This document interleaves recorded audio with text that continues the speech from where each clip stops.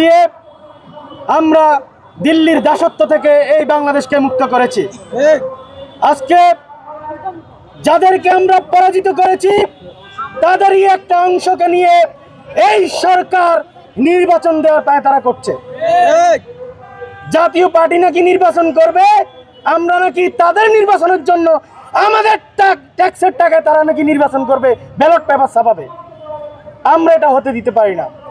আমরা স্পষ্ট এবং দায়িত্বহীন কণ্ঠে বলে গেছি যে শহীদ হাদি তাকে দিনে দুপুরে খুন করা হয়েছে, আজ পর্যন্ত তার কোনো খুনিকে গ্রেপ্তার করা সম্ভব হয় নাই।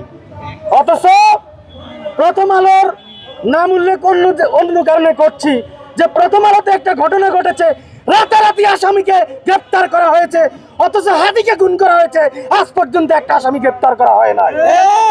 তাহলে এই দেশ এখনো কে চালাচ্ছে সে প্রশ্ন আমরা রাখছি। এই প্রশ্ন অনেক দিন ধরে আমরা করে গেছি। সর্বশেষ আমরা যেটা দেখেছি যে 54 বছর ধরে এই বাংলাদেশে যে নিকৃষ্ট রাজনৈতিক বন্দোবস্ত ছিল সেটার বিরুদ্ধে আমরা যুদ্ধ করেছি। অথচ এই যে ইলেকশনটা হচ্ছে, এই ইলেকশনেও আমরা একই রকম রাজনৈতিক বন্দোবস্ত আমরা দেখতে পাচ্ছি। সেটা কিরকম? এখনো নির্বাচনকে কেন্দ্র করে সহিংসতা হচ্ছে, এখনো নির্বাচনকে কেন্দ্র করে মানুষ খুন হচ্ছে, এখনো নির্বাচনকে কেন্দ্র করে রাতে বিরাতে মানুষকে পালিয়ে বেড়াতে থাকতে হচ্ছে। এই রকম দৃশ্য দেখার জন্য আমরা জুলাই আনিনি।